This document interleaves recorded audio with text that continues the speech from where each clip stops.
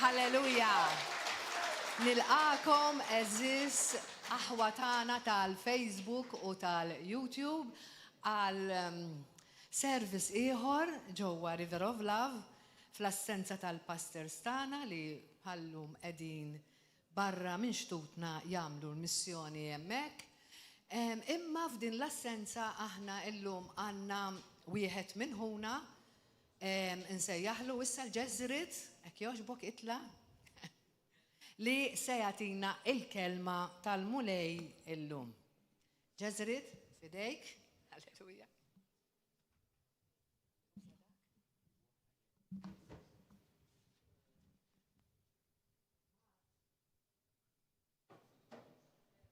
Halleluja. Thank you, Jesus. Għadkom ġuħ laħwa. Il-mulej ma'kom. Nistidnuk Spiritu Santu biex tieħu over dan il-post mulej. Over xufterja. Qalbi, moħħi. Ħu over tiegħi mulej. Inti għil dan il-ġisem mulej bħala sagrifiċċju ħaj biex bħala sagrifiċċju mejjed mulej. Biex inti tarma l-poplu tiegħek mulej qed ngħixu fi żmien profetiku, fi żmien li inti ħabbart dawn il-ġranet mulej. Mexxini fil-verità mulej, mexxi l-poplu fil-verità. Nitolbok mulej biex torbot kull distrazzjoni u tinħaraq bin-nar tal-Ispiritu Santu mill-eruq. Mexxina bil-kelma tiegħek mulej, bil-kelma tiegħek li hija il-verità mulej. Aħna niftħu qalbna biex inkomplu naqduk mulej. Bl-umiltà, bil-biża u bl-imħabba lejk mulej. Grazzi l-inti għamil triq għalina u ġibna ġodda mulej. Fl-isem tibnek Ġesu Kristu. Nilqakom laħwa il-messaġġ jismu Qaddishom permezz tal-Verita. Il-kelma tiegħek hija l-Verita. U l-mulej tani dan il-messaġġ qabel għall il-pastor biex nipriedka u ħsiebt li ħanipriedka affarijiet fuq il-karattru tal-Alla.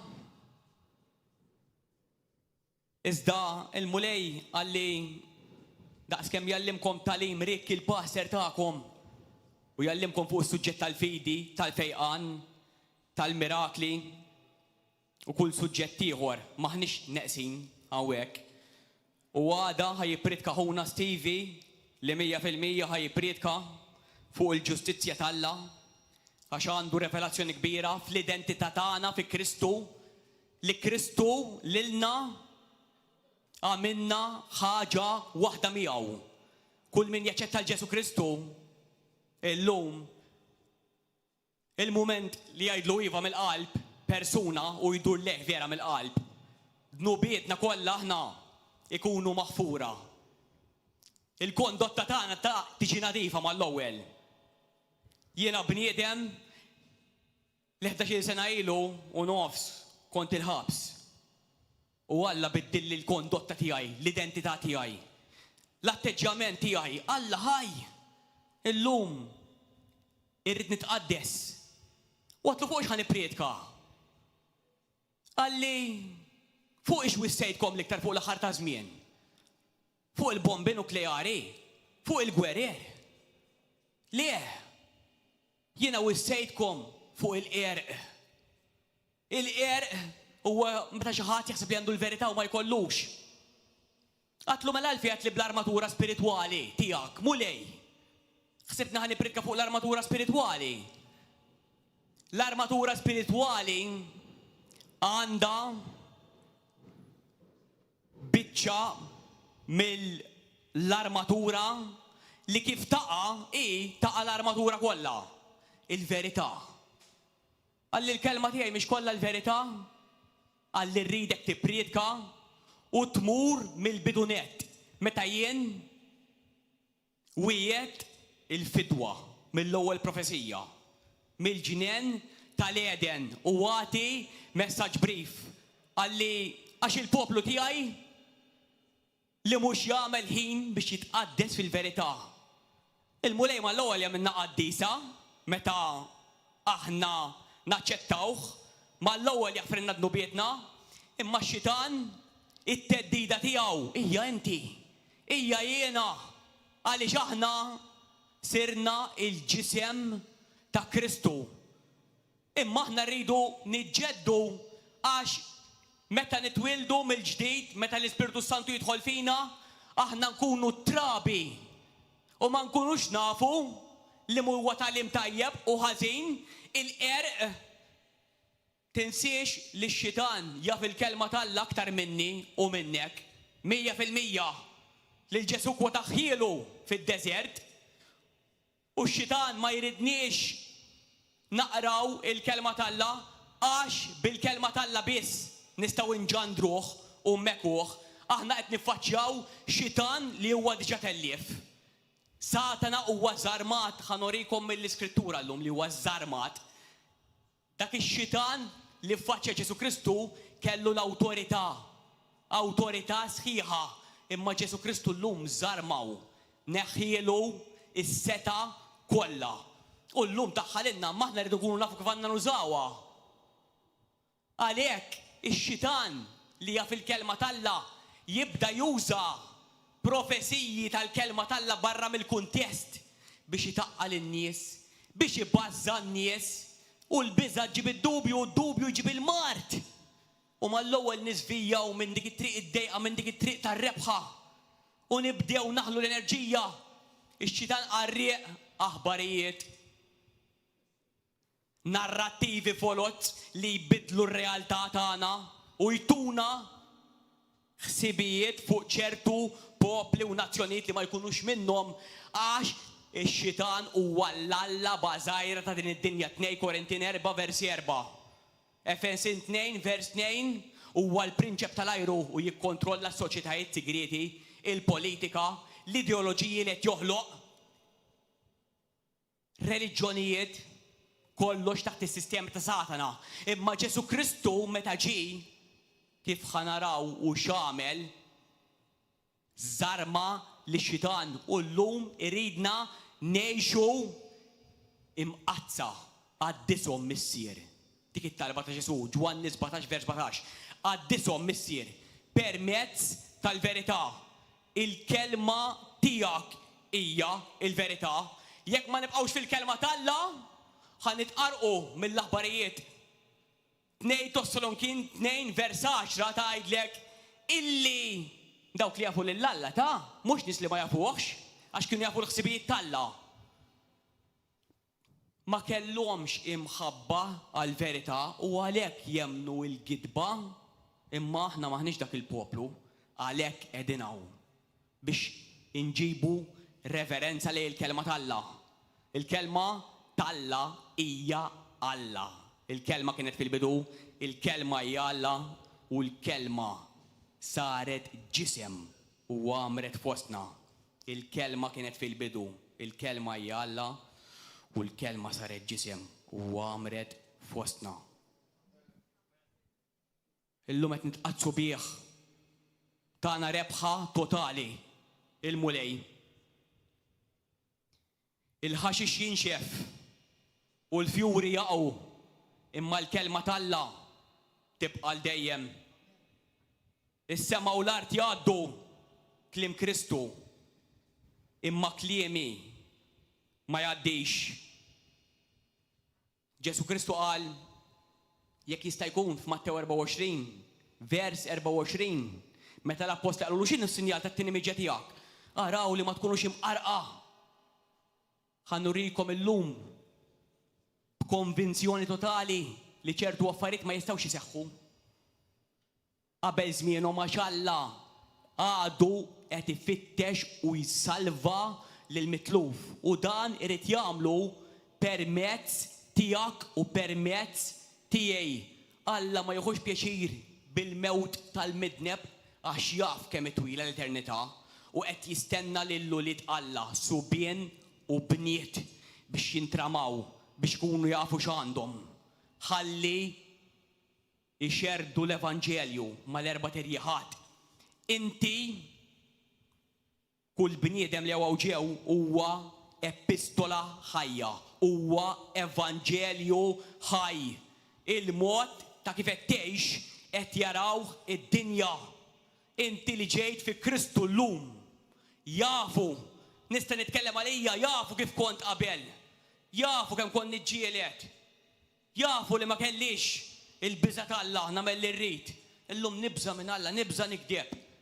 Nibża niġġieled. Nibża nara ħoġġiet bniedem. Għax Alla jaf kollox fuq kulħadd.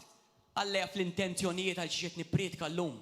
Jekk hux biex niderin jew jekk hux vera biex narma lilkom, biex nintramaw bil-qawwa tal-Alla, biex inġibu s-saltna ta' dlamijiet fix-xejn.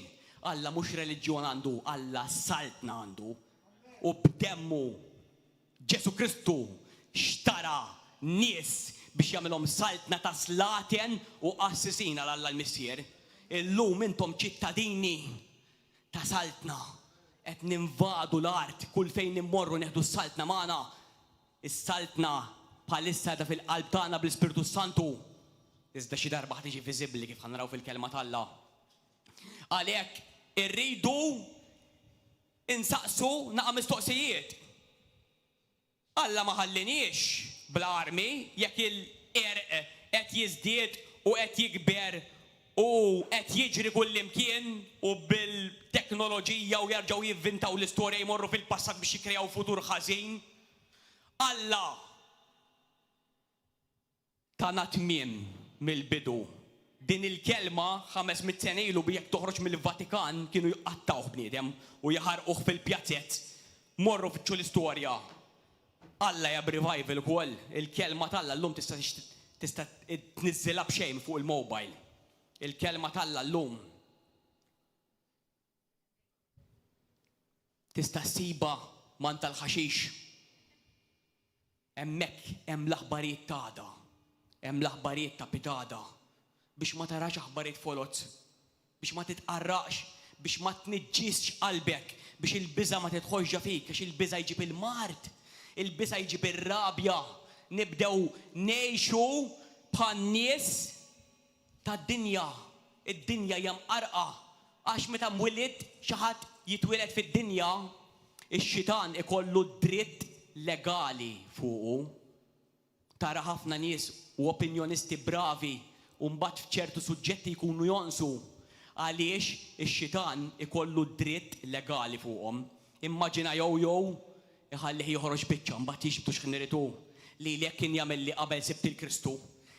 Meta bniedem isib il-Kristu jinqata' dak il-katina, tinqata' dak il-jojo, issir ta' Kristu u tista' tkompli tikber fl-identità tiegħek. Tista' tibqa' tmur il quddiem. Imma kull minnu mhuwiex ta' Kristu, id-demonju għandu dritt legali għax kulħadd jitwieled midneb minħabba id-dnub. Kristu biss jista' jaqta' dak il-legami għax Kristu rebaħ id-drittijiet legali kollu. U d-dem ta' Sidna Ġesu Kristu llum huwa l-ogħla awtorità fir-realm spiritwali u x'jaten jirtriedu. Il-mart ikollu jfieq. Il-mirakli, s-sinjali u l-ġubijiet imorru qabel dawk li xandru l-Evanġelju. Għax Alla ħaj, Alla jitkellem. Alla jrid relazzjoni miegħek anke li qed tismana minn fuq il-pjattaforma jekk qed tismana għada, pitada, xahar ieħor. Il-mulej għalhekk għalinna tqazzu Qaddishom mistier. Bil-verità, il-kelma tiegħek hija l-verità. Kif ħadd titqaddes? Ħin mal-mulej, relazzjoni, komunikazzjoni. Taqra l-kelma tiegħu u timmedita fuqha u żgur ħadd tisma' leħen fil-qalb tiegħek ikellmek biex imexxih f'kull sitwazzjoni li għaddej minnha. Għamel iktar ħin malla għax jekk tagħmel iktar ħin fuq il-pjattaformi u fl-affarijiet tad-dinja ser tiġi mqarraq. Il-massa tad-dinja hija mqarqa. Iżda intom poplu tad-dawl, Alla tjirbaħ. Alla tjirbaħ. Alla babran biss bida, ara llum kemm għandu nies. Alla jirbaħ jgħid temnux il-kitba tax-xitan. Mhux vera tirrenja l-ħażen, qed taraw ħafna ħażen għax l-aħbarijiet itikom il-ħażin biss. Ma jtikomx it-tajjeb. U ma neħdux il-kelma tal-Alla for granted. Għax nies ta' twemmin tagħna fil-Pakistan, fin-Niġerja, fl-Iran, fl-Iraq, taħt l-art jew jinqatlu persegwitati, mela hija neħduha bis-serjetà ħalli nġibu r-revival mondjali qabel Ġesu Kristu jiġi għall-arusa tiegħu għax aħna sejrin għal tieġ. Il-profezija mhux qed hemm biex nitażnu, il-profezija mhux qed hemm biex nibżgħu, il-profezija qed hemm biex nintramaw u nitħeġġu għax iktar ma jara x-xogħol li jsir il-mulej, iktar ħajjiġi għall-Knisja arusa li lestiet il-ħwejjeġ tagħha li huwa l-għażel fin tal-libsa bajda u l-emejjel tajba tal-ġusti. Mhux għax tajbin aħna, imma minna tajbin huwa. Għalhekk nistaqsu daw il-mistoqsijiet. Alla huwa Alla ta' patt u jekk ma nifhmux x'għamel u x'wettaq fuq is-salib, qatt ma nifhmu x'inhi Knisja. X'inhi Knisja? Il-ġebel, il-bini, il-katedral, il-post fejn jintaqgħu. U x'inhu u minhu il-ġisem ta' Kristu? X'awtorità tagħna Ġesu Kristu lilna llum bħala segwaċi tiegħu, bħala uliedu, bħala servjenti tas-Sultan, bħala slaten tas-Sultan. X'inhu tribolazzjoni u għaliex it-tribolazzjoni? Meta ħajibdew dawk is-7 snin? Ġesu ġej spiritwali jew litterali fuq l-art? X'inhu huwa l-1000 sena millenju renju ta' Kristu li Alla ħabbar l-anġlu Gabriel biex jgħid il-Marija f'Luqa 1, f'Iżajja 9, f'2 Samwel 7 fejn wieħed il-David li ħajkollu nisel li ħajirrenja minn Ġerusalemm Iżrael u s-saltna tiegħu mhux ħajkollha tmiem. Illum kollha ħannarawhom l-iskroll li infetaħ is-siġil, daqqet xi tromba, intafat xi bieqja minn Alla. Fejn wasalna fl-arloġġ profetiku ta' Alla. Biex nifhmu dan irridu mmorru fil-bidu net. Inkella xejn ma nkunu nistgħu nifhmu, xejn. Illum il-missier lilek iridek tifhem kemm inti importanti fuq din l-art. Kull wieħed waħda minnkom, kull min iddeċieda li jimxi ma' Ġesu Kristu, għadkom ma tafux x'qed trażnu fuq din l-art intom. Illum jekk taqbad dak li ħanajt, il-fidi tiegħek tisplodi. U tkun tista' tifhem x'inhu l-pjan divin tiegħek fil-preżent. Għax Alla għażel lilna u tagħna il-karattru ta' Kristu immedjatament kif nemmnu fih. Issa kemm niġġeddu, kemm narfu x'tagħna Alla. Ix-xitan meta jara lilek jaf li hemm Kristu ġa fik, imma jekk ma tafix inti għal xejn. Jekk taraf li hemm Kristu fik, ix-xitan ibul taħtu. Ix-xitan jibża. Jitwerwer. Nafx qed ngħidlek. Ma jekk ma tkunx taf għal xejn, għalhekk il-qerq ma jridx tkun taf minn inti fi Kristu. Alla ma jridx juża l-pastors, l-evanġelisti, l-apostli u l-allima u l-profeti biss. Alla jrid juża kull ċittadin tas-saltna. Kulla. Intom l-ambjent tagħkom tax-xogħol, tat-triq, ta' fejn id-dar tagħkom huwa l-ambjent tagħkom fejn l-ispirti imniġsa qed jirtredu minnkom li ssiru tafu dawn il-fatti tal-patt, ir-realtà tal-patt li għamel Ġesu Kristu magħna. Ġieli staqsejt inti, għaliex fl-ewwel miġja tiegħu Kristu ma waqqafx il-ħażen? Għaliex? Tafu?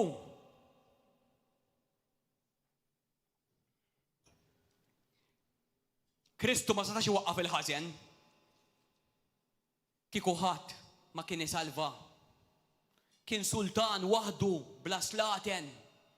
Ħadd ma kellu qalbu mibdula. Twelid mill-ġdid ma kienx hemm. Iżda hu ġie jiftaħ xi ħaġa li qatt ma kienet. Sa ma jerġa' joħodha lura. U din qed taħdem bik u bija llum. Bdewha id-dixxipli ta' wara Ġesu. U llum komplet. Għax Alla huwa Alla tal-multiplikazzjoni. Salm 115, vers 16 tgħidlek ismewwiet huma tal-mulej imma l-art huwa tagħha lill-bnedmin. Meta taħ l-art lill-bniedem taħ l-awtorità delegata. Allu biex jaħdimha, biex jisaltan fiha, biex jieħu ħsiebha. Bniedem għamel tradiment għoli. Luqa 4, vers 7. Meta x-xitan bida jittanta l-Kristu biex jaqbes il-ħin tiegħu biex aħna ma nsalvawx għax ix-xitan jobot lili u lilek u l-Kristu lill-Alla u lill-Ispiritu Santu jobodhom kif jara lilna jara lilu. Aħna maħluqa fl-ixbija tiegħu u jrid li kulħadd imur fil-post tat-telfien imma Alla huwa benni jaqli. Bniedem tilef il-kreazzjoni u peress li Alla huwa perfett u huwa ġust u ma jistax jikser id-digreti u l-liġijiet tiegħu, Alla kellu isir bniedem. Alla tilef il-kreazzjoni, bniedem tilef il-kreazzjoni u bniedem kellu jirbaħ il-kreazzjoni. U l-kelma saret ġisem u għamret fostna Emmanuel, God is with us. Ġenesis 3 flimkien niżlu l-iskritturi jekk ma tlaħqux. Din hija l-ewwel weda messajanika. Alla beda wediet biex jiġi l-Messija fid-dinja tagħna. Ħalli narfu fejn qegħdin illum. Ħanibda mill-bidu. Għamel wediet messajaniki inkrementali. U x-xitan bida jipprova iwaqqaf iż-żerrija ta' Alla, iż-żerrija tal-Messija milli tiġi. Kieku rnexxielu iwaqqaf iż-żerrija, il-pjan tal-Alla kien ifalli. U ħanaraw illum għaliex nies ta' New Age qed ifittxu affarijiet tat-tempji megalitiċi tal-ġgantija ta' ħalsa flieni. Illum bil-kelma tal-Alla ħanaraw x'inhuma dawk. ħanaraw min ħalaqhom, ħanaraw għal xiex inħalqu, ħanaraw għal xiex itħarsu lejn il-UFOs. Ħanaraw għal xem il-beings fis-sema u ma jistawx jieħdu over, ma jistawx jiġu fuq l-art għax Alla waqqaf xi ħaġa kbira li hija rebbieħa, li għandha ċwievet tal-awtorità tas-sema u tal-art. Ġenesis 3 vers 14. U l-mulej Alla qal lis-serb talli għamil dan misħut int. Adam ma kienx iblaħ. Adam kien wieħed mill-ikbar xjenzati. Illum kull annimal li tara huwa semmieħ. Jekk tara qattus, huwa qallu qattus l-ewwel. Jekk tara kelb, Adam kollha għallhom x'ikunu l-annimali. Adam kien intelligenti. Imma kien hemm entità oħra li għamel tradiment. Adam għaddilu kollox. Għax xitan qallu l-Kristu Luqa 4 vers 7 qallu dan kollu kien moti lili. Ġifieri ix-xitan Adam qabel miegħu għalhekk id-diżastru. Kieku Adam u Eva jħarsu lura kważi 6,000 sena, kważi 6,000 sena, żgur ma jagħmluhiex dik il-ħaġa biex jaraw il-valangi u tkissir li hawn. Imma l-pjan tal-fidwa tal-Alla huwa akbar. Għax Alla llum qed jgħix fil-bniedem. Qabel ma setax jgħix fil-bniedem Alla għax kien jifqgħu. Imma sa jista' bil-kreazzjoni ġdida. Vers 14. U l-mulej Alla qal lis-serb talli għamil dan misħut int fost il-bejjem kollha u fost l-annimali salvaġġi għal żaqek titkaxkar u t-trab tal-art tiekol il-jiem kollha ta' ħajtek. Il-mulej Alla sawwar il-ġisem tagħna mit-trab u qallu titkaxkar fuq it-trab Ix-xitan, is-serb tal-qedem, id-dragun il-kbir, qed jitkaxkar fuq it-trab sal-lum id-dinja hija kollha tiegħu. Barra dawk li huma fi Kristu. Għalhekk Alla qed jistennina nxandru l-verità, ngħixu lil Kristu kuljum. Jista' jkun ma ngħidux ħafna kliem, imma n-nies jaraw id-dawl fil-karattru tagħna, il-paċi li nħadnu, il-prinċep tal-paċi jgħix fina, l-imħabba li nuru lejn min ma ħaqqux. Illum l-Ispirtu Santu huwa msawwa f'qalbna, Rumani 5 vers 5. L-imħabba tal-Alla ġiet imsawba f'qalbna permezz tal-Ispirtu Qaddis. Għax konna finħobb, illum Alla jtik imħabba biex tħobb anke lill-għadu tiegħek. U l-għadu tiegħek huwa l-vittma ta' Satana, l-avversarju tagħna huwa Satana. L-avversarji tagħna huma s-setatu l-ispirti. In-nies huma kollha vittmi u Alla tistennina nxandrulhom, inħobbuhom, nilħquhom u l-kliem li tihom inti mirakli jagħmel għax il-kelma tal-Alla qatt ma tirritorna lura vojta. Imma dejjem twettaq dak li batta biex tagħmel, mela ibata s-salvazzjoni dejjem. Għax Alla lilna ħabna fil-miżerja tagħna. Li Alla ħabni fil-miżerja tiegħi meta kont għadni għadu tiegħu waqt li kont għadni midneb. Għalhekk inħobbu anka lil min ma jaqbilx magħna. Ma naqblux mal-emejjel tagħhom, imma nħobbuhom għax huma persuna umana biex nirbħuhom lejn Kristu. Għalhekk għalinna biex nkunu l-melħ u d-dawl Alla. Jekk il-melħ jaqta' toma xibqa' tajjeb biex jintrifes għal Kristu. Ma kellhomx friġis, illum il-melħ tagħna jallimhom li raġel huwa raġel, mara huwa mara. L-abbort huwa l-qtil. Huwa qtil, huwa mill-konċipament il-ħajja. Intom tafu dan kollu teħdux for granted id-dinja ma tafx. Għamidlhom għajnejhom ix-xitan. 2 Korintin vers 4 ma jistgħux jarfu x'inhu tajjeb u x'inhu ħażin. Imma intkom il-poplu tad-dawl. Intom il-poplu tal-verità. Intom il-poplu tal-Ispirtu Santu. Teħdux for granted dak li għandkom. Għadkom ma tafux joħroġ meta tiftħu ħalqkom joħroġ il-maħaj. Il-maħaj li jisqil il-minu bilaċ. Il-poplu tal-Alla m'għandux joħroġ dranaċ minn ġafieħ. Għandu joħroġ il-maħaj. Għax robna mill-ilma tal-ħajja li huwa Ġesu Kristu. Vers 15, l-ewwel profesija fil-kelma tal-Alla. U jien inqajjem mibeda bejnek u bejn il-mara. Il-mara hija nazzjon. Bejn nislek zera u nisila zera, zerrija bil-Ħibru. U jisħaqlek rasek u inti tisħaqlu arqubu. Din il-profesija hija l-ewwel wiegħda messajanika. Meta Alla daħħa, jekk mur taqra Ġenesi 4, Eva ħasbet li wildet il-Messija. Jekk mur taqraħa bl-Ingliż, għax bil-Malti ma jdawwarix sew, ħasbet li wildet il-Messija meta imma il-ħin tagħna mhux il-ħin tal-Alla. My thoughts are not your thoughts. My ways are not your ways. My ways are higher. Allura meta għamel din il-wiegħda Alla, biċċa waħda twettqet, il-misteru ta' tjieba Alla sar bniedem teos. The mystery of godliness, Alla sar bniedem. Il-biċċa l-oħra għadha qatt ma twettqet. Hemm partu tagħha il-misteru tal-ħażen xi darba irid isir bniedem għadu qatt ma sar u llum ħanurikom għal xiex ma jistax isir. Nirringrazzjaw il-Alla għal dan il-patt glorjuż. M'għandniex għalfejn nibżgħu. Alla jridna nitfgħu id-dawl fuq dan il-messaġġ ħalli nħarsu lejh u niffukaw fuq il-mitlu fuq is-saltna tiegħu. Għax il-poplu tal-Alla xejn ma jista' jiġrilu. Il-poplu tal-Alla ilaqqat tribulazzjoni mid-dinja, ilaqqat tajjir mid-dinja. F'dik meta Kristu qal nissieħbu fl-uġieħ tiegħu mhux mart imma fit-tbatijiet tiegħu meta jiddieħku bina, meta jiżżufjettaw bina.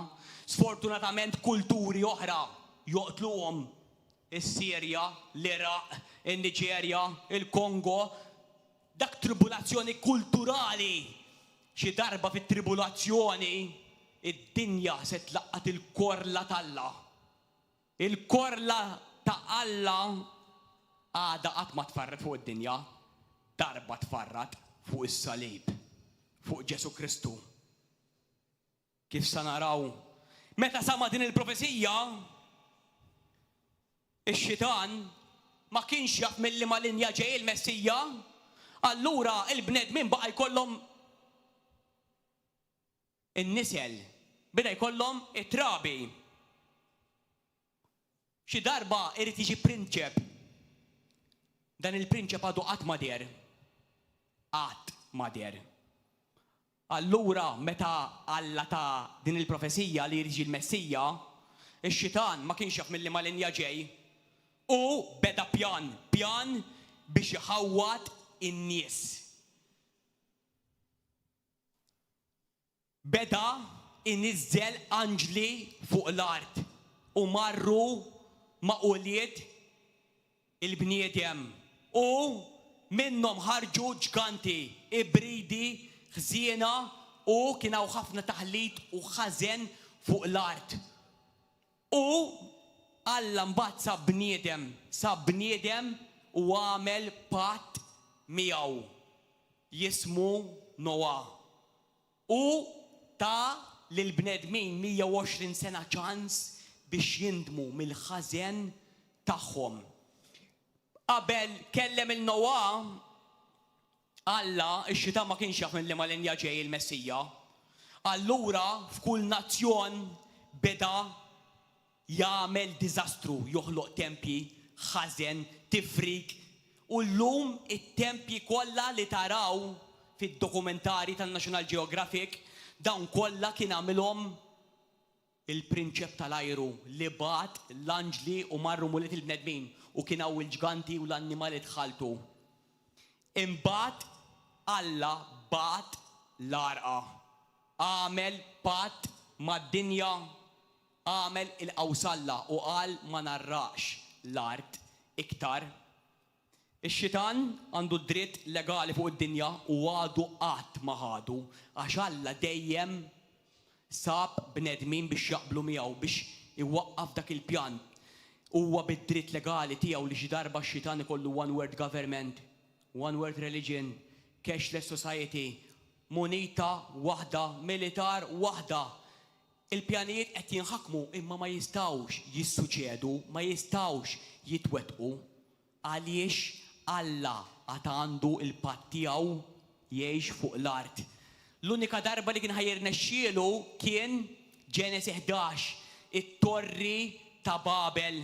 Meta kien hemm wieħed Nimrod kien se jagħmel governanza waħda li kieku rnexxielu kien jieħu id-dinja fidejh xiran, imma Alla Trinità, l-Missier li benu l-Ispiritu Santu qalu ħaninżlu u ħawdulhom il-lingwi u l-lingwi kollha tal-lum ħarġu minn hemm. Kollha minn hemm ħarġu. Imbagħad Alla sab il-Abram ħarġu mill-Mesopotamja, qallu ħantik l-art ta' Kanan. Meta qallu hekk, ix-xitan huwa spiritu u jisma' u jkun jaf x'hemm miktub ukoll. Meta qallu ħantik l-art ta' Kanan, ix-xitan kellu ċans 400 sena jarġa' ippoġġi nasba għaż-żerrija messajanika biex iniġġisha u biex il-Messija ma jiġix. Minn Abram għażel il-Iżak u lil Ġakob biddillu ismu Iżrael. Spiċċaw fl-eżilju tal-Eġittu, għaddew 400 sena u Mosè ħareġ il-poplu ludi. Tala fuq il-muntanja ta' Sinaj u walla taħ l-orakli, taħ il-liġijiet, taħ il-weda tal-Messija u taħ l-orakli kollha. Kif kienu ħajjeħtlu fl-art ta' Kanan batu l-ispiji u raġa kien hemm il-ġganti. Kien hemm inkursjoni oħra anġelika biex tfotti il-pjan ta' Alla. Jekk tistudja l-iskrittura u tara daw l-ismijiet u tara l-istatura tagħhom, Amorajt, Periżajt, Ħittajt, Girgaxajt, Ġebuzajt, Ħivajt, Zamzuzim, Anakim, Refajim, Gulija u Ħutu l-Erbgħa, daw kienu kollha ta' statura kbira u kienu ġganti. Għaliex ix-xitan bida jipprova jkisser il-weda tal-Messija li llum qegħdin ġa fih. Iżda Alla irnexxielu jeleb daw il-ġganti bil-bnedmin. Mingħajr il-patti l-ġdid. Wara Alla mela ċara milli mal-linja ġej il-Messija.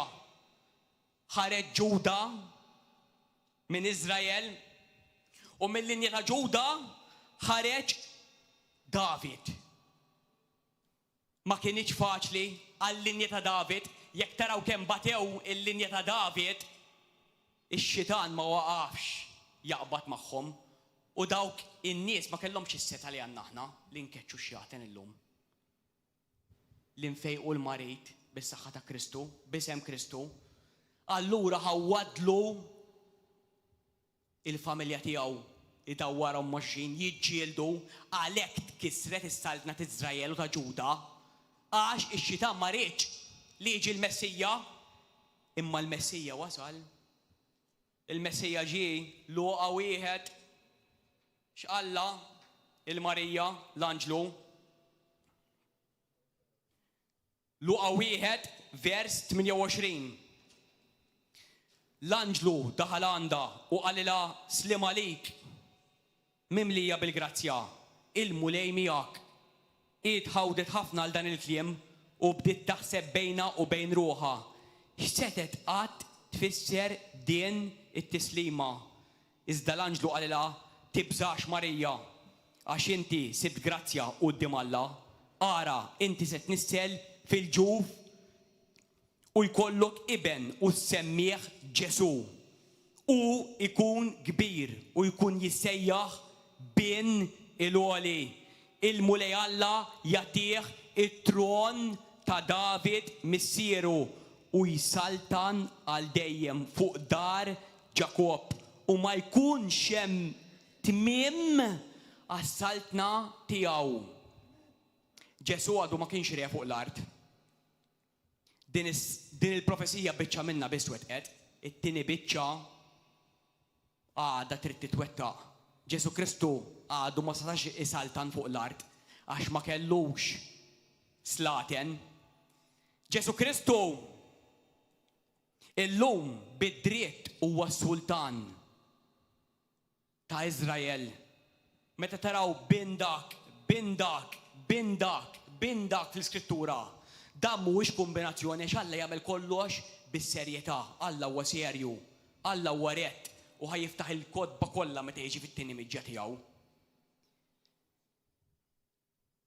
500 sena u 86 qabel Kristu, Iżrael kellhom l-aħħar re meta il-Lut inġarru fil-Babiloni qatt ma kellhom re ieħor. Qatt. U llum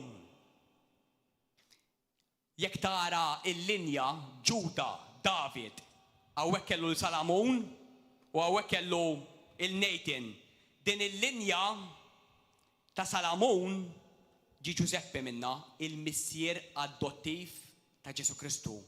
Din il-linja ta' David, Nathan, ġiet Marija, l-om mid-dem ta' Sidna Ġesu Kristu, għax Alla jagħmel kollox bis-sewwa. Il-linja ta' Ġuseppi niżilha Mattew. Id-dritt legali irjali, id-dokumentat minn Mattew. Għalhekk qegħdin tal-bindak. Id-dritt tad-dem tan-nisel huwa id-dokumentat minn Luqa, l-Apostlu. Għalhekk bindak. Dawk mhux qegħdin kombinazzjoni hemm u qed ngħixu fl-aħħar ta' żmien. Il-kelma saret ġisem u għamret fostna. Ġesu kiber għex il-ħajja perfetta li kollha fallejna biex ngħixu kemm jien u kemm int. Wettaq il-liġijiet tal-Alla, obda l-kmandamenti qatt ma gideb, qatt ma għejr, qatt ma qasqas, qatt ma fotta. L-unika wieħed li ma kellux dnub. U mbagħad 3 ijiem qabel mar fuq is-salib jagħmel stat ta' fatt kbir, Ġwanni 14, vers 30. U jgħid dan il-kliem. Il-prinċep ta' din id-dinja ġej. And he has nothing in me. Iżda hu ma għandu xejn fija. Taf xi ġifieri m'għandu xejn fija. M'għandux drittijiet legali fuq id-dinja x-xitan, fuq in-nies tad-dinja x-xitan, fuq ir-reliġjonijiet kollha x-xitan, fuq l-ideoloġiji kollha x-xitan. Għandu dritt legali fuqhom, iżda dawk kollha li daħlu fi Kristu dak id-dritt legali nkiser. Għalhekk qal hu m'għandu xejn fija u inti tmur taqra l-epistoli ta' Pawlu, Kolossin, Filippin, Efesin, in him, through him, with him, ġo fih, bih, miegħu. Aħna rebbieħa fi Kristu. Illum tħallna f'ġisem. Illum tħallna f'ġisem. Ma tħallniex f'binja, ma tħallniex f'katedral. Elvis.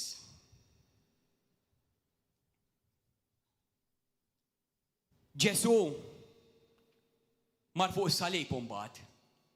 Mar fuq is-salib. Qabel mar fuq is-salib laqqat ġie misħuq ħadd batija kollha tagħna li suppost ħadd l-ewwel wieħed, ġie mifluġ, sawtuh. L-Adam kien jidher, l-Iskrittura tgħidilna l-Invasion of the Christ qas jibda miegħu. Wiċċu qas baqa' jintara fil-leħja tqaxritlu, beda jidher il-ħanek, is-saqaf, il-sien u weħel mas-saqaf ta' ħalqu. Ġesu ħa il-kastik tar-ribellioni kollha tal-bnedmin kollha. Ħa il-kastik u l-korla talla. Ġesu sar dnub litterali biex illum aħna nsiru ġusti. Ġesu fuq is-salib infiret minn mal-missier. Eli, Eli, lama sabaktani. Alla tiegħi, għaliex tlaqtni. Alla liben infiret l-ewwel darba minn Alla l-missier biex illum kull min jemmen f'Ġesu Kristu jagħmel sostituzzjoni u jsir iben u bint Alla b'rigal. L-ikbar sostituzzjoni li tista' tagħmel fil-ħajja tiegħek hija li ssir iben Alla u bint Alla. Kollha nitwieldu kreazzjoni tal-Alla, imma mhux kollha u li tal-Alla. Irrid immur fil-bidu ma tajjena għax insejt xi ħaġa, ibqa' ħdej Elvis sorry. Insejt ngħaddikom minn passaġġ utli, Ġenesis 6 biex taraw l-inkursjonijiet għax Alla kitibhom fil-kelma tiegħu meta tala Mosè fil-muntanja Sinai u taħ l-orakli u taħ il-kelma meta tagħmel 40 ġurnata u 40 lejl malla Alla taħ l-account tal-Ġenesi. Kapitlu 6. U ġara li meta l-bnedmin bdew joktru fuq l-art u tweldulhom il-bniet raw uliet Alla. Uliet Alla huma kreazzjoni diretta minn Alla. U ftakar fil-passaġġ issa xi ngħidilkom illum kull min jilqa' Ġesu Kristu jsir uliet Alla fit-Testament il-ġdid. Iżda fit-Testament il-qadim l-unika wieħed li kien kreat minn għand Alla kien Adam. Imma peress li waqaf id-dnub il-bnedmin dew jiġu maħluqa fi xbija ta' Adam, mhux fi xbija ta' Alla, peress li d-dnub daħal. Ara xaw miktub. U ġara li meta l-bnedmin dew joktru fuq l-art tweldulhom il-bniet. Raw uliet Alla, kreazzjoni diretta minn Alla, l-anġli. Li il-bniet tal-bnedmin banot ħadhom. Bniet tal-bnedmin kienu ħelwin u l-dawk li oġbuhom ħaduhom b'nisa tagħhom. U l-mulej qal ma tibqax ruħi aktar with men mhux fil-bnedmin. Għax ma kienx jgħix fil-bniedem qabel. fit-testament il-ġdid Alla qed jgħix fil-bniedem, witmen mal-bniedem għal dejjem għax laħamu u jkunu jiemu ta' 120 sena. Hawnhekk Mosè beda jirrakkonta għax Alla jaf kollox. U l-Ispirtu tal-Alla niżel fuq Mosè u beda jirrakkonta il-ġrajja tad-Duluvju. Kien hemm, ismawha, kien hemm il-ġganti dak iż-żmien u araħħa ċara. Dak iż-żmien ta' żmien Noa kien hemm il-ġganti dak iż-żmien u wara wkoll. Ġifieri kien hemm inkursjoni oħra. Il-kelma hija ċara. Kien hemm il-ġganti dak iż-żmien u wara wkoll. Meta wlied Alla resqu lejn il-bniet tal-bnedmin, banot ħodhom u huma wildulhom. Dawn kienu nies kbar imsemmija sa mill-qedem. Mosè hawnhekk qed jirrakkonta ġrajja tal-istorja tad-Duluvju u beda jgħidilhom minn fejn ġew il-ġganti għaliex huma kienu ġa jafu bil-mitoloġija Eġizzjana, bil-mitoloġija Griega u bl-affarijiet li ġraw u meta marru fl-art ta' Kanan. Mhux ġa għamel id-Duluvju Alla kif raġaw il-ġganti. Ix-xitan kif sama lill-Alla għallu ħantik l-art ta' Kanan ma rifarra l-art ta' Kanan bil-ġganti. U meta tisimgħu xi ħadd jgħidlek Alla kien kattiv qatel il-bnedmin. Alla qatt ma qatel bnedmin. Daw kienu ġganti, daw kienu ribelljoni mill-anġli. Alla huwa ġust u s-saltna tiegħu u t-tron huwa fuq il-ġustizzja u l-verità. Qatt ma qatel bnedmin Alla. Ġganti kienu dawk. Meta jgħidulek Alla kien kattiv. U dawk in-nies li bdew morru mal-ġganti u bdew jagħmlu l-ereżijiet u bdew joffru trabi lil Molek illum l-abbord iddaħħal bil-pulit. Tagħhom 400 sena ċans biex jindmu. Aqra Ġenesi 15. Għallhom jekk ma tindmux ħaneħdilkom din l-art. U dik l-art spiċċat ta' Iżrael għax ix-xitan farraħħa bil-ħażen u bit-kissir. Jekk mur vers 9 fl-istess passaġġ jgħidlek dan huwa in-nisel ta' Noè. Noè kien bniedem ġust u kien perfett. Fost in-nies ta' żmienu kien jimxi sewwa ma' Alla perfett tamim. Taf xi ġifieri kien mingħajr difett fiżiku. Ġifieri d-dinja kollha fi żmien Noa kellhom difett fiżiku. Missu mal-anġli u mal-ġganti. Noa biss ma kellux difett fiżiku. U jekk tmur vers 12 ara x'għidlek. U Alla ħares lejn l-art. Ura li kienet imħasra. Għalx kull ħliqa ħajja kienet għawġet triq ta' lejn l-art. L-umanità kienet ħasret. Iżda Alla kellu ħniena meta sab in-Noa u raġa beda kollox mill-bidu. Ġifieri qed ngħidilkom ara minn fejn bdiet il-fidwa. U llum ħanurikom xi tinżommu aħna bħala l-ġisem ta' Kristu. Din hija serja, qed inżommu affarijiet li kienu jiġru qabel, mhux x'aħna tajbin, imma x'aħna qegħdin fih. Qegħdin ġo fih illum. Ġesu mar fuq is-salib, laqat il-korla tal-Alla, ġie mifrud u qabel mar fuq is-salib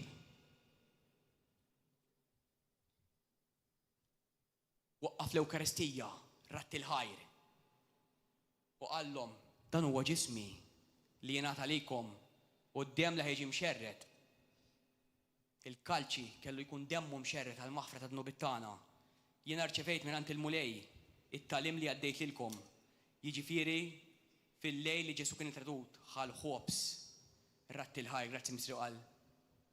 Dan huwa ġismi li jingħata likom. Għamlu dam tifkira tiegħi. Irmieġġi Ġesu. Hekk ġie Ġesu fuq is-salib. Hekk wara mal bil-kalċi wara li kielu qal, dan il-kalċi huwa demmi. il-patti ġdid id-dem imxerret tal-maħfra ta' dnubit tagħkom. Għamlu dam tifkira tiegħi. Għaliex kull meta toffru dan il-ħobs u tollu dan il-kalċi, intom ixxandru il-mewt tal-mulej sa ma jarġa' jiġi. Għaliex, thank you Elvis, għaliex ma nxandrux il-qawmien?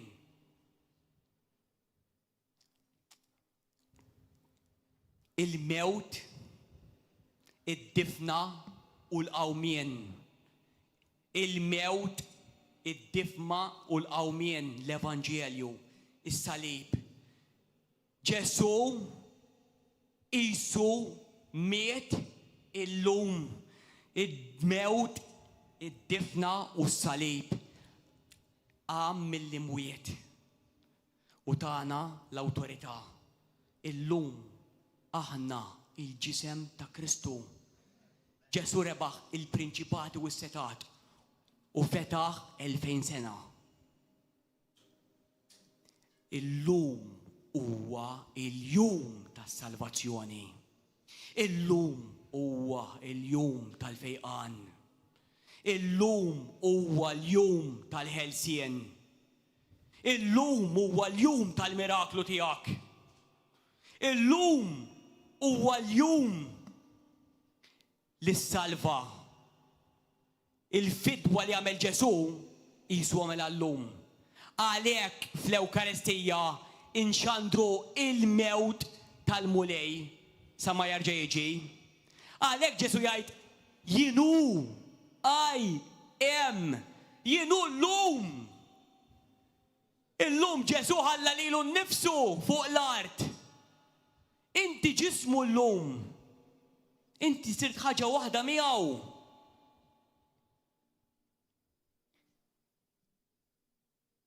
Il-prinċep għalhekk għadu ma ġiex ta' din id-dinja. Għax hawnhekk hawn ġismu. Il-prinċep ġej, l-Antikrist ġej, imma fija m'għandu xejn. Inti l-ġisem ta' Kristu ma jistax jiġi l-Antikrist.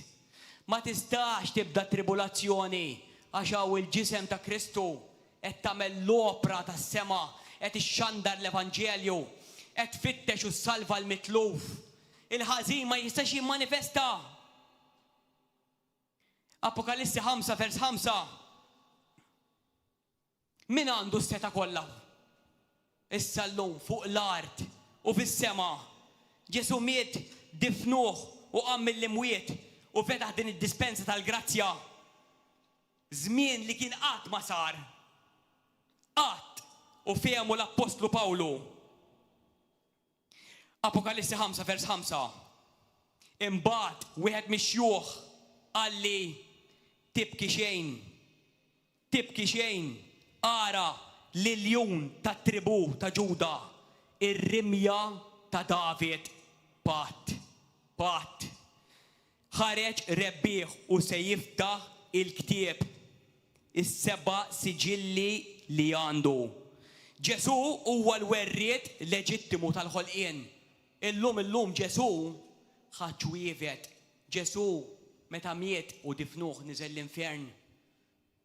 Karkar is-setat u l-prinċipati kollha u ħadilhom iċ-ċwievet u ħareġ rebbieħ. Ħanaddu mill-iskrittura tal-waqt fejn karkru u żarmaw. Din ir-rebħa llum qiegħda għandna f'kull wieħed u waħda minnu. It-tribulazzjoni se jibda biss bil-permess ta' Ġesu. It-tribolazzjoni jibda meta jidher bniedem imsejjaħ ta' dnub. Apokalissi 6, chapter wara. Imbagħad il-ħaruf fetaħ l-ewwel wieħed mis-seba' siġilli u jien ħarist u smajt wieħed mill-erba' ħlejja ħajjin jgħid bleħen tarada, ejja! U jien ħarist u wara ġi żiemel abjad. U dak li kien riekeb fuqu kellu aws. U natatlu kuruna u ħareġ rebbieħ biex ikompli jirbaħ. Il-kelma aws hija l-kelma tokson, l-istess kelma li uża għal Awsalla meta għallam il-patt mal-art. Dan huwa simbolu viżiv tal-patt fisser il-kelma. Il-qaws jekk tindunaw huwa bla vleġeġ għax l-Antikrist mhux ġej bil-gwerra, huwa ġej bil-poter politiku bla tixrid tad-demm. Daniel 9 vers 27 jgħidlek huwa ġej bi kliem perswasiv, bi kliem ta' erq. Bdejna bil-erq. Ġej jagħmel paċi falsa u ser jidher fit-tempju ta' Ġerusalem f'Iżrael. Ġesu Kristu qatt ma seta' jiġi fit-tieni miġġa għaliex Iżrael ma kienx nazzjon u ma kellux fejn jisaltan fil-patt li wiegħed Alla lil David. Niżlu din l-iskrittura u studjaw għad-dar. 2 Samuel vers 7. Hemmhekk fejn Alla bat il-profeta Nathan spirat bl-Ispiritu Santu u mar ikellem il-David qabel miet u qallu bil-Messija li ħajsalta mit-tron tiegħu. U s-saltna tiegħu mhux se jkollha tmiem, ikkonfermaħħa f'Luqa ma' Marija. U Alla qala bil-profeta Iżajija meta qal tweldinna tifel, ingħatalna iben. Il-governanza u s-seta ħatkun fuq spallejh saħħa u ser sejħulu kunsillier tal-aġeb. Alla kbir, prinċep tal-paċi u missier etern. Dik ħatkun fit-tieni miġġa litterali ta' Alla. Iżda Alla ma setax jibda l-aħħar ta' żmien. L-aħħar ta' żmien bdew 14 ta' Mejju 1948 meta Iżrael f'ġurnata waħda sar nazzjon ma kienx kombinazzjoni, kien imħabbar fil-kelma tal-Alla. Ġeremija 31, Iżajja 66, 8, Iżajja 11, Eżekjel 36, Eżekjel 37. Il-Testament il-qadim għadu qed jitwettaq. Il-Lut mhumiex salvati mingħajr Ġesu Kristu, iżda Alla għandu patt mal-Lut fuq l-art. Ludi mingħajr Ġesu Kristu jintilef, Malti mingħajr Ġesu Kristu jintilef, Kattoliku mingħajr Ġesu Kristu jintilef, Musulman mingħajr Ġesu Kristu jintilef, Ħinduż mingħajr Ġesu Kristu jintilef. Illum Alla tiddaħħalna fih permezz ta' Ġesu Kristu. L-Antikrist se jinħall bil-permezz ta' Ġesu biss. Alla ħa it-titlu tal-ħolqien kollu. Għalhekk Ġesu qal morru. Issa ingħatat lili kull seta fis-sema u fl-art. Għalhekk morru u għamlu disċipli minn nazzjonijiet. Mhix biex noqogħdu naraw minn ħajkun l-Antikrist, għax l-Antikrist ma jistax jibqa' ma jistax jidher sakemm hawn il-Knisja, mhux biex noqogħdu naraw, anzi Daniel 7 tgħidlek illi ħadd ma ħajkun jaf minnu, because he will come from obscurity. Mhux ħajkun bniedem famuż. ħajkun bniedem li ġej minn wara l-kwinti li ħadd ma ħajkun jaf bih, ħajkun imnissel mix-xitan innifsu 2 Tessalonkin 2 ħajkun ix-xitan innifsu ħajjed li huwa Alla. Mhux ġej biex jagħmel gwerra, ġej biex jaqgħad in-nies paċi falsa. M'għandek bżonn il-Kristu ma kulħadd maħbub għax Alla huwa mħabba. Hekk ħajkun. Fin-nofs ħajgħid u jġib ix-xabla u qed iħtar ras, imma fil-bidu ġej bħala makak. U t-talba tal-missirna tgħidilna eħlisna mix-xibka tal-qarrieq tal-Poneros, ix-xitan u l-umanità dieħla fl-ikbar xibka fl-aħħar ta' żminijiet, imma mhux aħna li għandna d-dawl, għalhekk iridu nużaw il-profesiji biex inġibu n-nies fi Kristu biex ngħidulhom fi xi żmien ġej jikraħ, mhux issa żmien li kraħ, issa żmien tad-dawl, issa żmien tal-grazzja. Biex nevanġelizzaw, biex nitħarġu, biex nekwippiġġaw il-Knisja, biex nitqabdu bin-nar u bil-biża' tal-Alla ħalli ma nqarqux. Ħalli nintramaw bis-saħħax, in-nies mingħajr Kristu ħajmorru l-infjern, in-nies mingħajr paċi. Ittarom nies ta' daqs 30 sena jmutu bla doċċedin. Qed jistennew kelma minn għandek li Ġesu jħobbok. Ġesu jrid janqek miegħu, Ġesu jrid jaħfilek nubidek kollha. Alla jrid jgħixha fik dak kien il-weda tal-patti ġdid li Alla jiġi jgħixha fina. Ir-reliġjonijiet ma jitxandrux li Alla jista' jgħixha fina. Laqas li twilidna fiha f'Malta. Alla jrid jgħix fina. Bl-Ispirtu Qaddis tiegħu biex inkunu t-tempju tal-Ispirtu Santu. Ħalli waslu l-emejjel tal-Knisja tal-Arusa Alla l-perfezzjoni tagħha. Jiena llum ġej biex nallinja, tibżawx, it-tribolazzjoni ma bediex. Ma jistax jibda. Ara għalfejn ma jistax jibda. Apokalissi 3. Ħanibdew minn vers 7.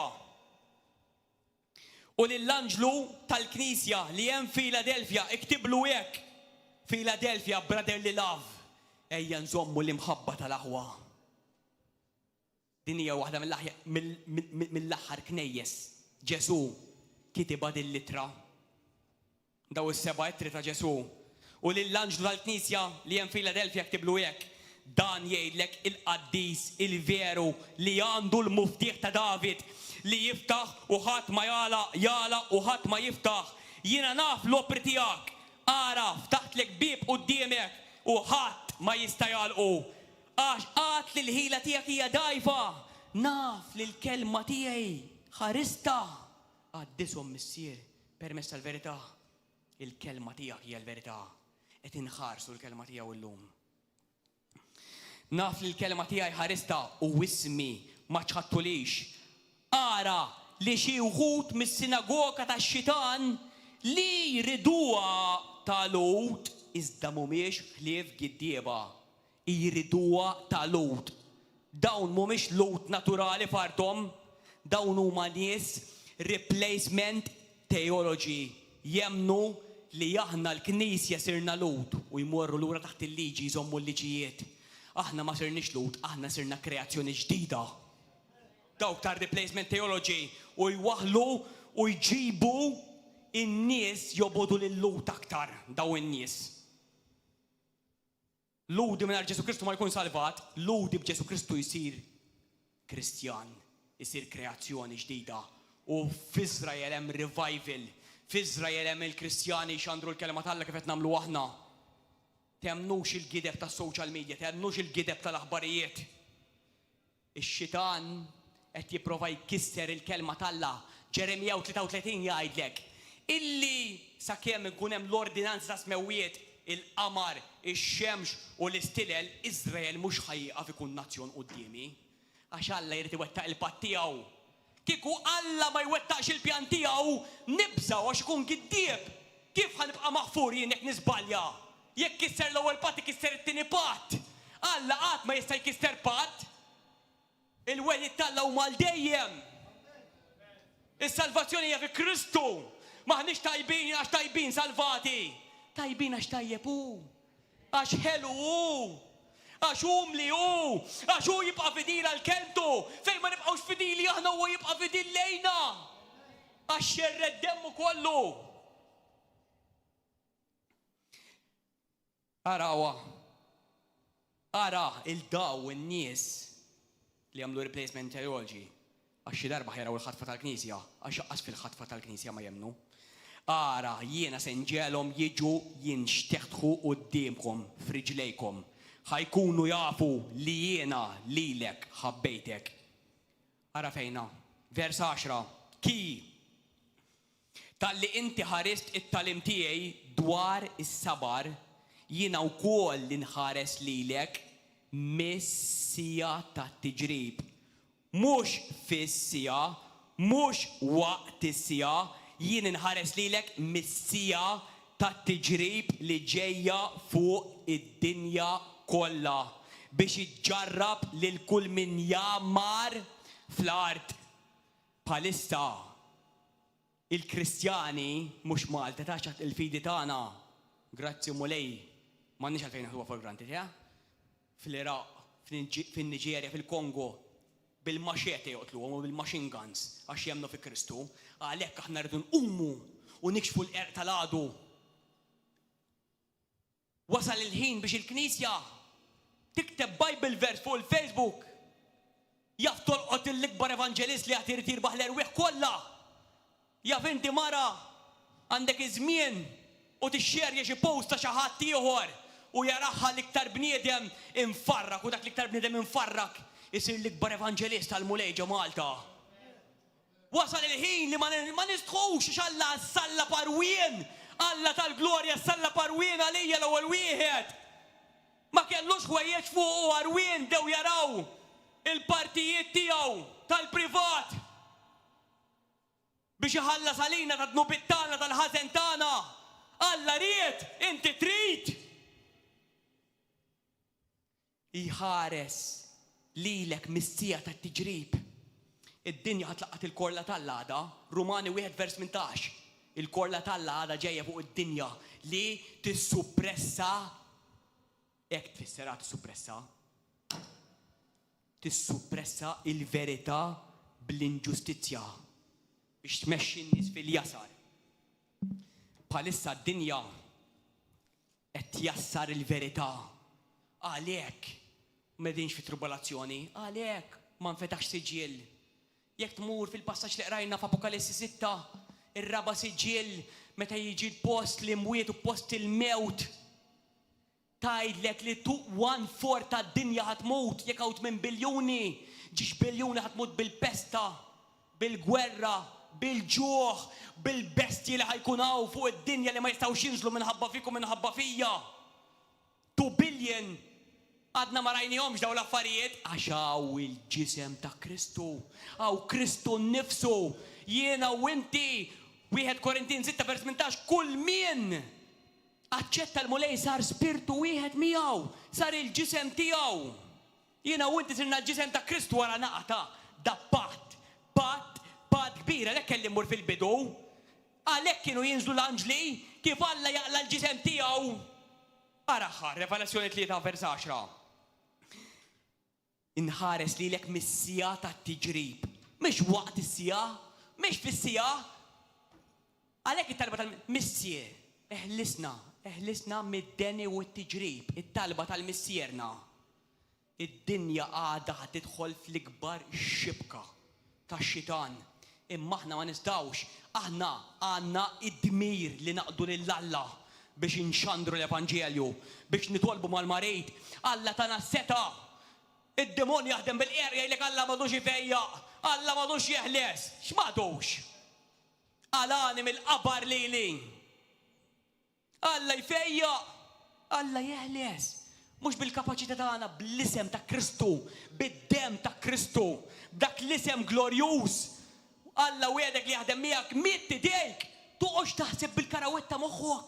Mitt idejk għandu xi ħadd loġġiek fuq ix-xogħol jgħidlu fih f'isem Ġesu Kristu. Ikkmanda. Alla żar magħhom il-prinċipati u s-setat. Inħares lilek missija tat-tiġrib li ġejja fuq id-dinja kollha biex iġġarrab lil kull min jammar fl-art. Dal-waqt niġi żomm sħiħ f'dak li għandek biex ħadd ma joħodlok il-kuruna tiegħek. 2 Tessalonikin 2:6.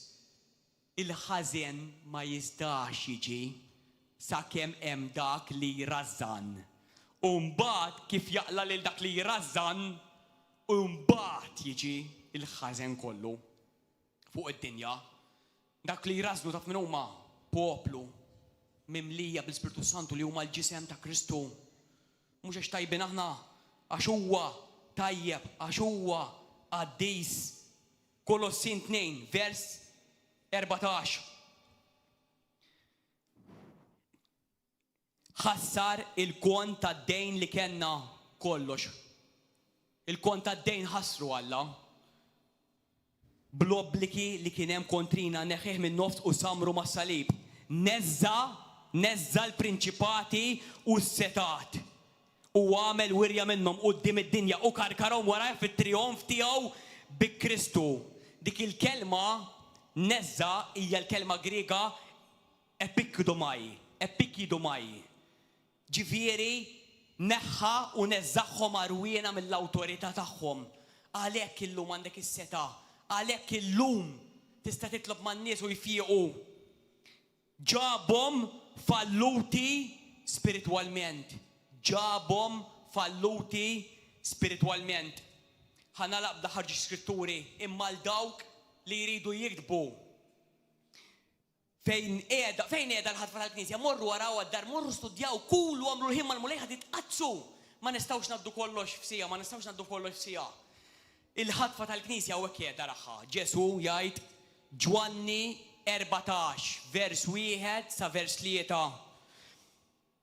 Isemmija Pawlu l-Apostlu 1 Tessalonkin 4 minn vers 13 sa vers 18. Isemmija wkoll f'1 Korintin 15 minn 51 sa 58. Iżajja wkoll kellu viżjoni ma kienx jaf x'inhi għax kien għadu del ta' dak li għadu jrid jiġi. Iżajja 26 minn vers 20 sa vers 21.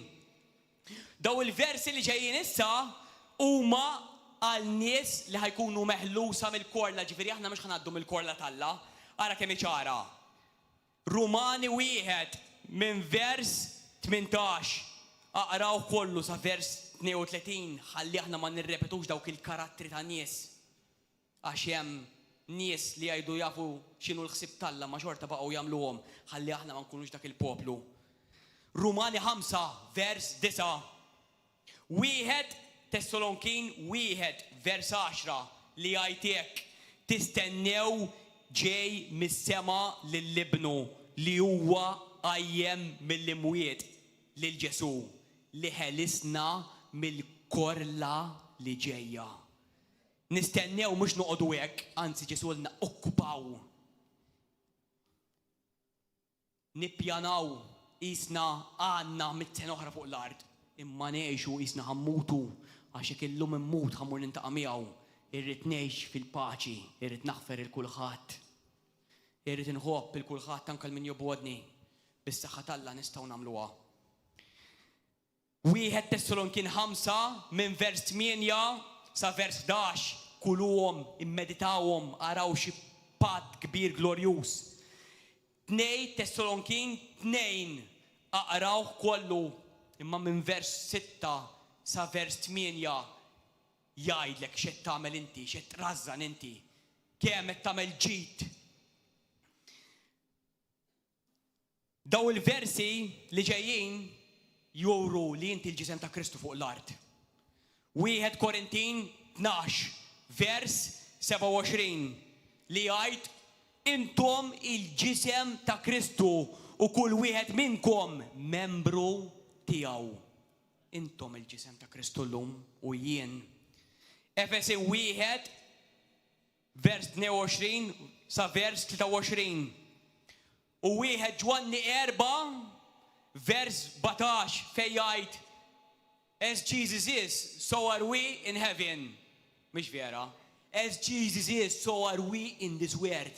Bħalma hu Ġesu, hekk aħna issa. Ġifieri Alla ħalla ġisem, għalhekk il-prinċep għadu ma ġiex. Għalhekk għadu ma ġiex. Ħalla l-ġisem. Għalhekk ma jistax jiġi, għalhekk irid jaqtfu u mbagħad jiġi dak il-bniedem ta' dnub. Alla ħalla l-ġisem Isu Kristu litterali. Għalhekk għattilkom tidu taqdu xemġa fikom. Ix-xitan jaf li hemm Kristu fik, imma inti taf li hemm Kristu fik. Ix-xitan jara l-Kristu fik.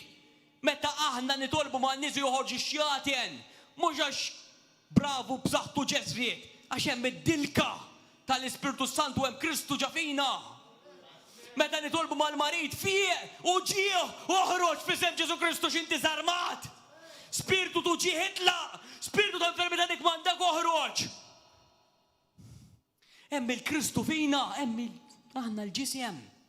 Id-dilka mlitna l-ġisem. Il-ġisem ħal-korla fuq is-salib għax mhux ħanaddum il-korla. Il-korla talla ħajippermetti dritt legali lix-xitan għall-aħħar 7 snin għax ix-xitan għadu qatt maħa dak li huwa dritt tiegħu li jkollu kontroll totali fuq l-art. L-aħħar 7 snin ħajkunu kontroll totali, imma biex kollu kontroll totali ma jridx ikun hawn il-ġisem ta' Kristu.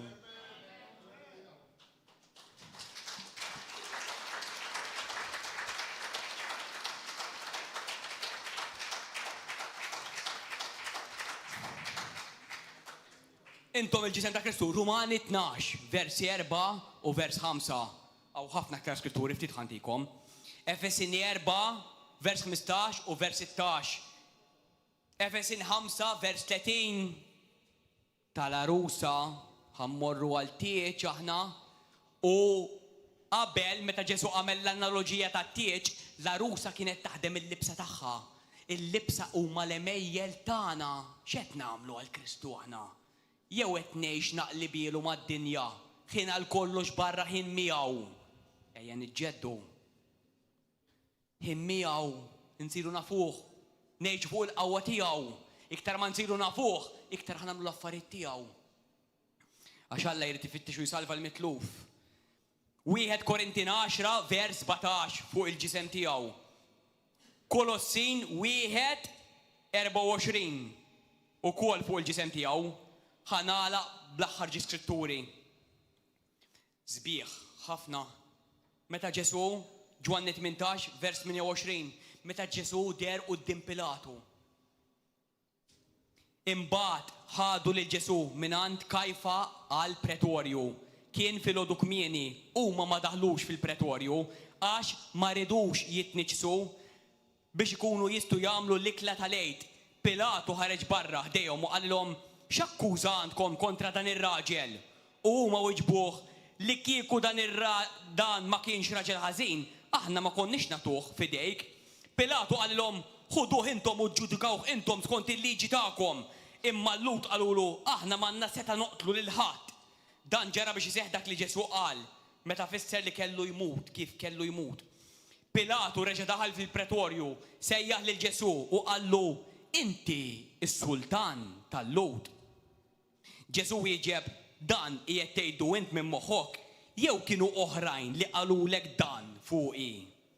Pilatu jieġeb mela jilludi kien il-poplu tiegħek u l-qassisin il-kbar li tawk fidejja, x'għamilt? Ġesu jieġeb is-saltna tiegħi mhijiex ta' din id-dinja. Li kieku saltnati kienet ta' din id-dinja l-ases il-qaddejja tiegħi kienu jiġġieldu biex ma ninatax f'idejn il-Lut, imma ta' bilħaq saltnati mhijiex tawn. Pilatu qallu mela n-sultan. U Ġesu jieġeb int qiegħed tgħidu jien sultan. Jien għalhekk twelidt u għalhekk ġejt fid-dinja biex nixhed għal-verità.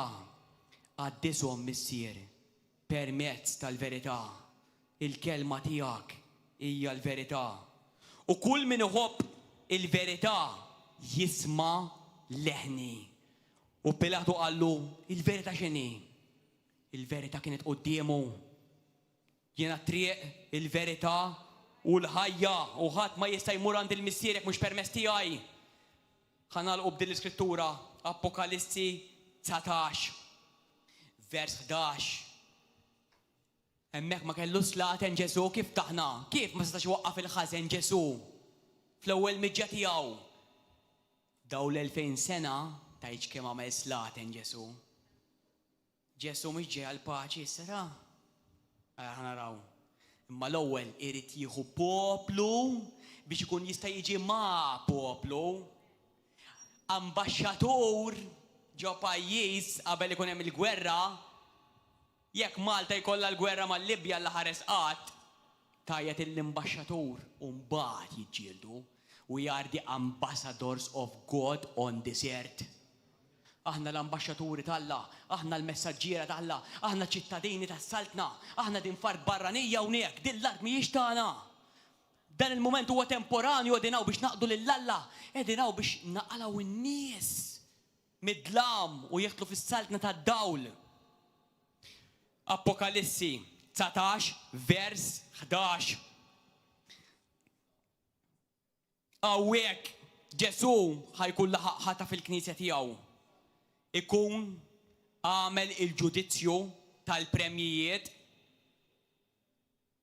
Ġudizzju tal-premjijiet 2 Korintin 5 vers 10 u 1 Korintin 3 minn vers 10 sa vers 16 għal-premjiet. Għaliex Jesrit qed tippriedka?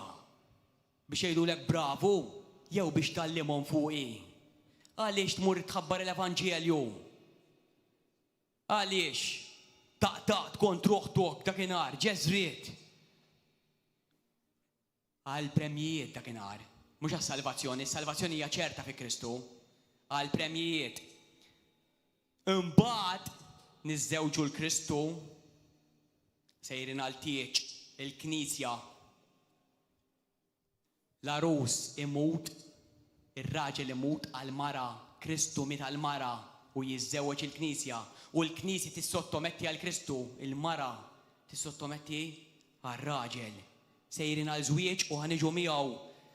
Imbagħad rajt is-sema miftuħ, vers 11, u kien hemm żiemel abjad, dak li kien riekeb fuqu jissejjaħ fidil u veru, bil-ġustizzja ħajaqta l-ħaqq u jagħmel il-gwerra. L-Antikrist mhuwiex kontra Kristu, flok Kristu, għarrieq paċi, kollox differenti biex iqarra ġej. Ara Kristu kif ġej. Imbagħad rajt is-sema miftuħ u kien hemm żiemel abjad, dak li kien riekeb fuqu jissejjaħ fidil u veru, bil-ġustizzja huwa jaqta l-ħaqq u jagħmel il-gwerra.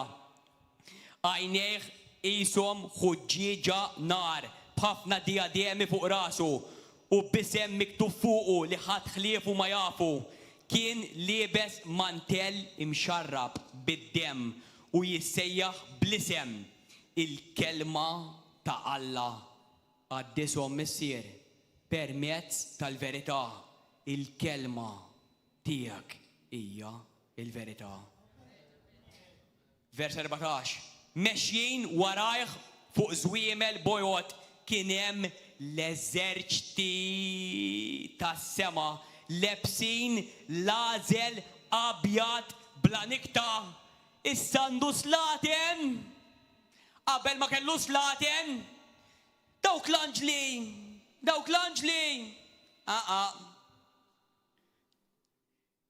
Araħħa. Mexjin warajh fuq żwiemel bojot kien hemm l-eżerċti tas-sema lebsin l-għażel abjad bla nikta. Ħwejjex tal-arusa. Bla nikta, bla teba, bla tikmix, mhux imniġsa, m'għandix ħażen, bla dnub, lestew l-emejjel tagħhom.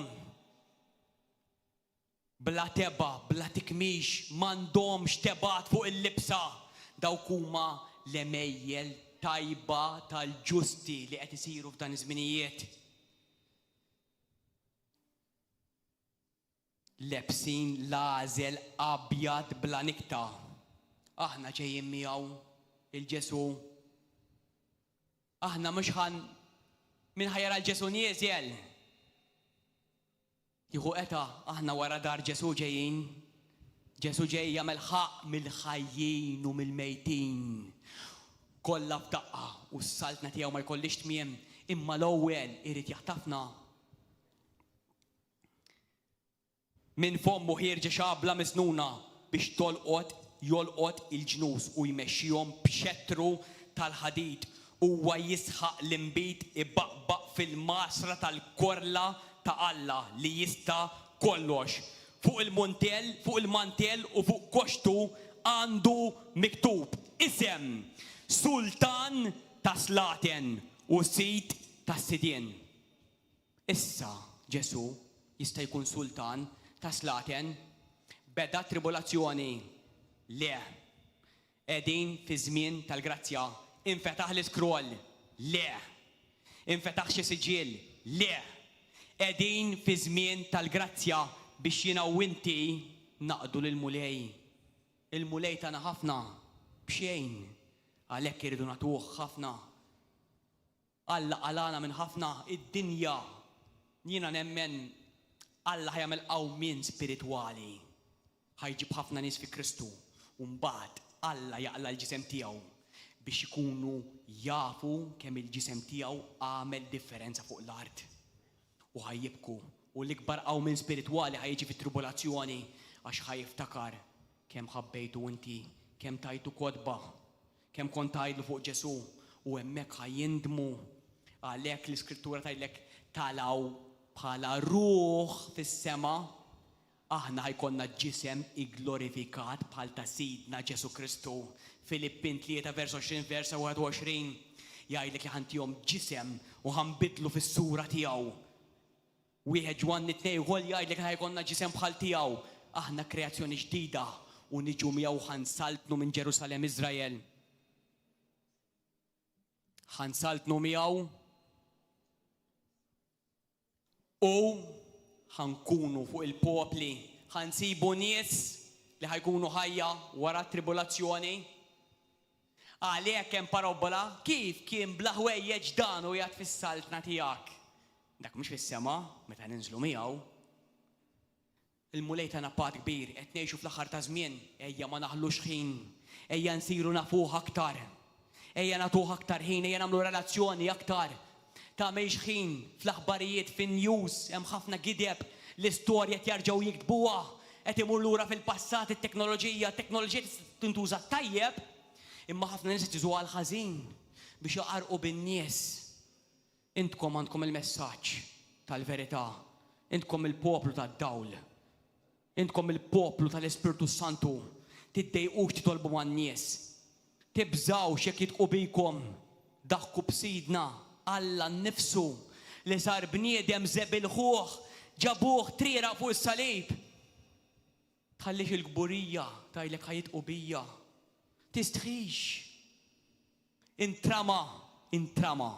Sirafu, itlob il-Alla jtik il-ġuħ u l-aċ. Illum provajt nurikom xpad kbir għamel magħna Alla. Alla ilu jkellimni bdew l-affarijiet. Forsi ma fimx kollox illum, imma llum tista' tmur tagħmel rewind u tarġa' play għandna t-teknoloġija tieħi l-ħin il-mulej tibqax aljenat. Alla jridna neħdu pjaċir, nifirħu ma' ħadd ieħor, nagħmlu ħinijiet oħra x'imkien ieħor, imma ma nwarbuhx lilu għax mingħajru ħanejxu ħajja telliefa, ħajja bla saħħa, għax tkun maqtuħ mis-sors tal-ħajja. Ġesu Kristu huwa s-sors tal-ħajja. Meta l-Ispirtu Santu jkun fik, tgħix ħajja ta' paċi, ta' ferħ, ta' saħħa. Fuq il-mart, Alla tagħna id-dominju kollu fuq il-mart biex il-mart ma jaħkimniex iktar. Illum aħna m'għadniex midimba, sirna poplu maqtuħ għalih separat. Kenna mmorru lura biex naraw dawn l-affarijiet kollha għax ix-xitan juża predikaturi li ma jafux fuq il-patt u fuq l-aħħar ta' żmien u jibdew waqgħu n-nies fil-biża'. Alla ma bedix il-korla tal-Alla. Alla ma jistax iħalli l-poplu tiegħu fil-korla tiegħu għax il-ġismu ħada l-korla tal-Alla fuq is-salib. U intom illum mifdija bid-demm ta' Ġesu Kristu. Illum ħanoti opportunità dawk in-nies li qatt ma ċettaw il-Ġesu Kristu f'ħajjithom biex ikunu salvati. Forsi jridu jirrededikaw ħajjithom. Jgħidu din it-talba warajja għal dawk li tisegwuna. Alla mal-ewwel jaħfillek jekk tgħid din it-talba minn qalbek. Tgħidix x'qed ngħidha jien, għajda minn qalbek, ħatati ħajtek il-Ġesu Kristu. Ħattielu ħajtek, ħatitolbu maħfra minn qalbek. Ħatindem leħu tgħidlu ma rridx inkompli ngħix għalija, imma ħanejx għalik. Jekk tgħix għalih, mhux huwa ħajgawdi inti ħadgawdi. Żgur, għax huwa s-sors tal-ħajja, huwa l-awtur tal-ħajja, huwa l-awtur tal-fidi tagħna dak li bdieha u dak li spiċċaħħa. Jekk nimxu miegħu ħanimxu ħajja rebbieħa, ħankunu d-dawl għal Malta. U Malta huwa għawdex iduru lejn Ġesu Kristu. Għax il-barka talla minn ġofina tad-djar ħadd ieħor. L-akbar qaw minn spiritwali għadu ġej, ix-xita mwaħra bdiet. Alla timexxi l-kelma tiegħu. Il-kelma hija xabla u tifret, mhux ġib il-paċi, tifret. Qed neħħi n-nies midlam u ġibhom fid-dawl tiegħu, dejjem jifret. Alla b'Ġesu Kristu jaqgħad fi Kristu, ma' Kristu, bi Kristu. Mingħajr Kristu ma jistgħux ikun hawn paċi, la salvazzjoni laqqas għaqda. U n-nies qed ifittxu jafu li d-dnub qed joqtolhom biċċa. Temnux il-gideb tal-għadu, intkom il-poplu tad-dawl. Għalhekk illum ħanitlob talba għal dawk li tisegwuna biex jgħidu warajja min irid jagħti ħajtu l-Kristu jew jekk hawn xi ħadd għall-ewwel darba magħna u jrid jgħidu ħajtu lil mulej Ġesu jitolbu maħfra minn qalbu u Alla jaħfillek għax Alla għalhekk ġie Alla jixtieq salva d-dinja kollha. Għajd din it-talba minn qalbek. Grazzi mulej lillum smajt il-messaġġ tiegħek mulej u l-Evanġelju. Grazzi mulej li għamil triq għalina fejn ma kienx hemm triq. Meta inti sirt bniedem mulej u mort fuq is-salib biex tieħu il-kastig tiegħi mulej. Inti xerred demmek kollu mulej biex dnubieti ikunu maħfura kollha mulej. Illum naraf li għandi bżonnok mulej u mingħajrek minn xejn mulej. Illum nindem mulej u ntik ħajti mulej. Nitolbok biex tmexxini mulej. Min idejja u nimxi fit-triq id-dejqa tiegħek mulej. Għalhekk naraf mulej li inti mort fuq is-salib mulej. Xerrid demmek kollu miet difnuk imma fit-tielet jum inti qomt minn bejn l-imwiet mulej u għelibt il-mewt tiegħi, il-mar tiegħi, il-firda spiritwali tiegħi, ix-xjaten, id-dnub u l-infern tiegħi mulej. Inti għelibthom u ħallasthom paid in full. Illum jiena minn qalbi nitolbok maħfra ta' dnubiet kollha tiegħi li naf bihom u li ma nafx. Grazzi mulej tal-weda tal-maħfra ta' dnubiet u l-ħajja ta' dejjem. Nitolbok mulej biex timlini bil-Spiritu Qaddis tiegħek u llum jiena b'qalbi kollha, b'saħħti kollha, b'qalbi kollha, bir-rieda kollha tiegħi jiena personalment ismi Jesrit, ismek nagħmlek Sidi u Salvatur tiegħi. Mexxini minn idejja missier u grazzi li ktiebt ismi fuq il-ktieb tal-ħajja u ġie mħassar mill-ktieb tal-mewt darba għal dejjem. Nitolbok dan kollu mulej f'isem Ġesu Kristu. Amen. Grazzi li kontu magħna Facebook, YouTube, social media. Dan il-messaġġ jekk tisimgħu aktar żmien millum ħajibqa' jgħod għal dejjem għax il-kelma talla ġejja mill-eternità. Nistidnukom biex tkunu magħna hawnhekk familja River of Love nilqawkom aħna komunità li rridu noġbu lill-Alla, rridu narmaw in-nies bil-kelma talla, ħalli nkunu dixxipli, ħalli nkomplu nagħmlu r-rieda talla fuq l-art u saltnatu tkompli timxi. Hawnhekk nintaqgħu l-Erbgħa fis-7 ta' filgħaxija, is-Sibt fis-7 ta' filgħaxija u l-Ħadd fl-10 ta' filgħodu. Għada l-Ħadd għandna messaġġ bomba minn ħuna Stevie biex ikompli jarma lid-dixxipli. Ibatunna messaġġ aħna nħobbukom u l-mulej magħkom.